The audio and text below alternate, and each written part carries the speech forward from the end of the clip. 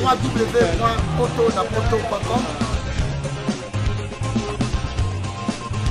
www.potonapoto.com www.potonapoto, ça dit que toi na poto tokotika kaka na poto avec la mine d'ombre babi moto epela moto epela na poto kembo alege mboyo lele kembo yo mama alege mboyo lele tobine la gangolo na ozana kembo alege mboyo lele poto na ozana kembo alege mboyo lele. Exactement, yo so dans bembe na parabino jamais okebina na bar. Ça dépend de mutaza ndenga zola. Te wana ozasuna mutema ki muntu comme nyama. Ozo comprendre. Donc ba nyama na nyo surtout ba musicien ba collaborer on a autant ko même pas ba kombo na bango te pona et ça bango déjà o bango ba sala wana. Ngana o sala ngo ya danger. Malembe mais on ngana salaka bango ba ko sala ngote. Ozo comprendre. Et yembel na bango ndi ba yemba ko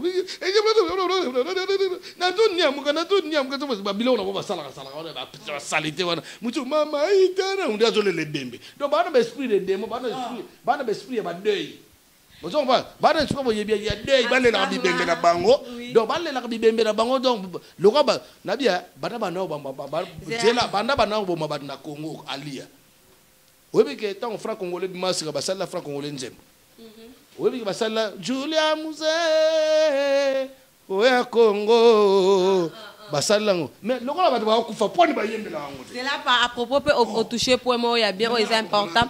C'est une peut bateau balingaka bateau ba apprécier ka mec d'ici bateau balanda ka yo à part carrière non na ki DJ non mais baling peut ba yeba peu que DJ c'est les unes tu parles trop vraiment. Plus que DJ. Problème plus que DJ. Dans yozo plus que DJ. Non c'est bon. C'est une les premiers ça qui badima yeba que tant yo so condamné baninga na musu ba collabo c'est là c'est son ngam si ça lo baka parce que ba comprendre ça tant yo so ba ki ba musicien musu ba za ba collabo tant yo ba musicien musu ba za ba collabo yo moni tu préfères bundela mboka na mais pourquoi tu continues toujours dans monde de musique pourquoi pas au tikika au teli combattant to bundela mboka na mais aux ça la carrière dans la musique même temps aux ça la carrière on a même temps bon on a qui combattant c'est les unes jusqu'au là musique et quartier bien sûr to boy temboka et ça n'a pas problème mais c'est qu'est-ce que tu as apporté dans le monde à combattant et qui oh ça qui changement c'est là à part que mec c'est là autour une question merci la question là au monde ngane na abo je suis musicien et je resterai musicien mais je suis différent pour te dire que je suis un artiste engagé qui pense au peuple, un artiste qui a le cœur. Je ne peux pas abandonner la musique. La musique, mais il faut une ambition et avenir. Avenir, c'est quoi? Parce que chez nous, quand nous sommes des musiciens, nous sommes des musiciens qui ont un métier. C'est là que si ça sommes des musiciens, donc des musiciens qui dansent à ambi. Mais ça, des métiers. Donc, yo so donne ça chronique donc mais ma bête. Écoutez, je vais t'expliquer un truc. Écoutez, je t'explique. Au monde de toi boy, aux a poto, aux a frikité, aux a congoté. Donc tant on a na poto, faut na profiter de l'occasion, de l'opportunité tout. Na cassesse, na carte professionnelle la sécurité. Maintenant, je suis en train de faire quoi là? De suivre la formation pour devenir prendre un monde de musique. Non. Là même pas. Waneza bilo mo nzamba tinde la biso to ya ba pro. Ozo comprendre? Oh nzamba pesa bino likabo. O ba benga likabo. Nzamba lobi ke mwana nde na tiebo dona ye yango. Ndena tolo baka toujours tous un artiste na biso c'est les ino babi mec d'ici babi DJ ovema za kaningi c'est ça ko compter toye ba plus d'évolution et album toye la na Château Rouge tisikoyo to ngato découvrir sous mec d'ici azo évoluer ndeni na générique azo évoluer ndeni album ah nzama rameza teme bela avec mec d'ici et ça qui tout moi aussi c'est ça que c'est auto na mes bonsoir. Bonsoir Célestine. Bonsoir Adé Abone. Bien comment ça va? Comme d'hab. Mais Voilà, le premier cas justement que tu as plusieurs questions autour de nous pour te dire que tu as une réponse. Mais au moins, tu as des questions autour de nous. Quand tu as évolué sur l'album, ils ont évolué jusqu'au maintenant. Mais parce que tu as une évolution. Évolution aux artistes. Mais évolution dans l'album, tout le monde a un album, il va promotion, il va sortir, il va artiste, ça il va artiste, on a ça la promotion, on a ça la promotion, il va y mettre d'ici. Tout le monde a qu'à vendre dans Château Rouge. Le monde a vente, promotion, il y a une sur promotion. Na ebisa bino déjà, nga na sala ka banze mona nga été pour na prouver bato que na danger, ngai mutu na tika la torse ni, ngai muna la ta ba caleçon, ngai mutu na yebinga na beta na ba star américain na beta na ba star américain te na lobby na zo s'adresser na nga moko. Je suis pas là pour citer les noms des gens, les noms des grosses salades, les noms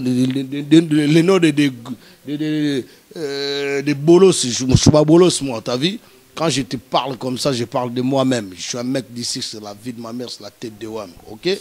Donc quand je te parle, c'est la tête de mes ex, même c'est la tête de toi-même, t'as vu? C'est comme ça. Et c'est là, ça yo. Ex, yo ex, on a n'ayé. Et bande la peine de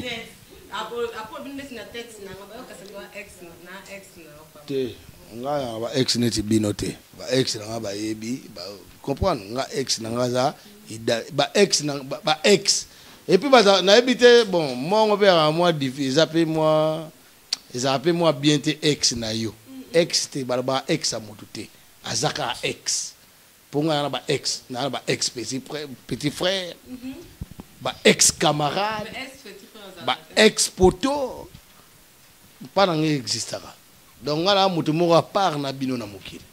Comprendre? Mais à part c'est là na nous surtout une question faut la réponse de Sili Sima yo. Mais juste leur répondre ngate. Mais na zo répondre yo. Na répondre na bina yo ngasi na ça déjà promotion. Ah. Au moins que on te kuna na Château Rouge. Na mona que on a Château Rouge promotion. Bon yo yaka conférence de presse hein. Non, conférence de presse c'était na yakate parce que nous avons moi contre-temps maintenant le blacage juste évolution. On a vu que c'est comme ba français vous avoir contre-temps. Parce que nous, à la conférence de presse, on a parlé grand Verlan et tout. Bon, toi, tu sais. Moi, je sais que les gens, les chroniqueurs qui ont les chroniqueurs et les chroniqueuses qui ont des difficultés à parler. Attends. La chronique, la musique. Difficultés pour parler le français, ils viennent pas là où ça se passe les conférences. Ce n'est pas donc voilà. Tant touché dans tout mécano cause on arrière tout le mambo quand on mambo quand évoluer mambo va ça na ma sécurité mboka eza mamboka omoni Congo na biso wana Congo na biso eza tata mama na biso ozo comprendre donc tant ozo ouvrir gueule na yo pour nous jeter un coup d'œil sur le Congo.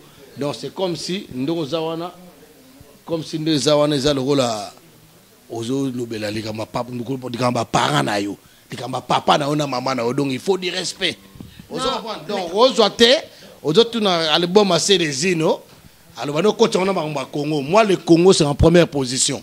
Mais c'est ça, on a touché première position, même les Redistar Azana à comprendre. En tout cas, tout ça, toujours la fusion, un Redistar aller à la star, Babine, tout à Christ. Redistar Arche de Noé, il faut très bien préciser. Arche de Noé, donc, on a au côté, italien, au tika la tata Noé. Ah, voilà, t'es, bakena, yo, bakena, une histoire biblique, t'es, hein? Est-ce que t'as battu bakena, ou là-bas, quand on a battu, bakena, terre promise? Oh, Nzambe. Au moins, tu as la arche de Noé. Et Zalaki pona Noé a bengaki banyama mi bale. Bateau, mi bale. Biloko. Zelana si ça n'a expliqué yo. Vous comprenez bien bien ça la chronique ba animation aux animatrices chronique musicale bien politique. Politique bon ça. Donc, ils ont qui pour sauver parce que Mboula il y a 40 jours il y a robeta. Vous comprenez? Donc, bah bacha qui tétinde bazinda. Bah bacha makambo terre promise déjà makambo ya Moïse. Moïse a bêté nzete ne balé pas et balé fongwami bateau ba qui ba esclave na Égypte. Hein? bakatisi baketi na mboko babengaka nini yo yebi te donc mboko babengaka Israël, c'est ça qu'on appelle la terre promise. Voilà. www.potonapoto.com www.potonapoto.com www.potonapoto, ça dit que toi na poto tokotika kaka na poto avec la mine d'ombre, babi moto epela, moto epela na poto kembo alege mboyo lele, kembo yo mama alege mboyo lele, tobine la gangolo na hosana, kembo alege mboyo lele, poto na hosana, kembo alege mboyo lele.